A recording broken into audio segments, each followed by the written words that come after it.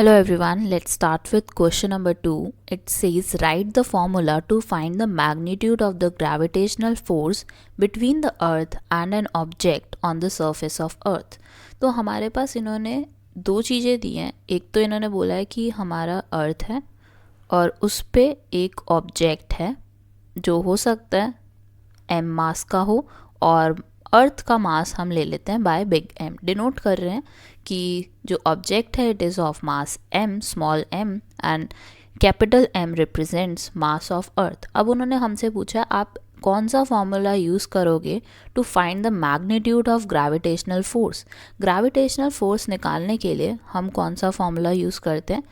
F is equal to G. G means universal gravitational constant, और G की value क्या होती है आपकी?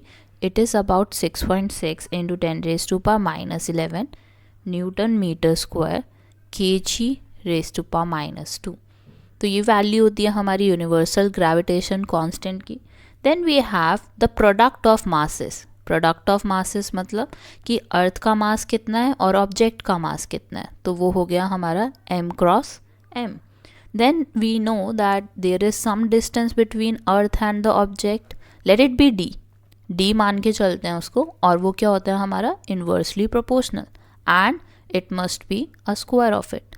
So the formula is this, and F represents gravitational force, G represents universal gravitation constant, then we have big M as mass of earth, then you have small m as mass of the object, and then you have D.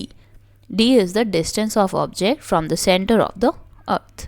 So this is how you need to represent your answer as question number 2. Thank you for watching. Have a great day.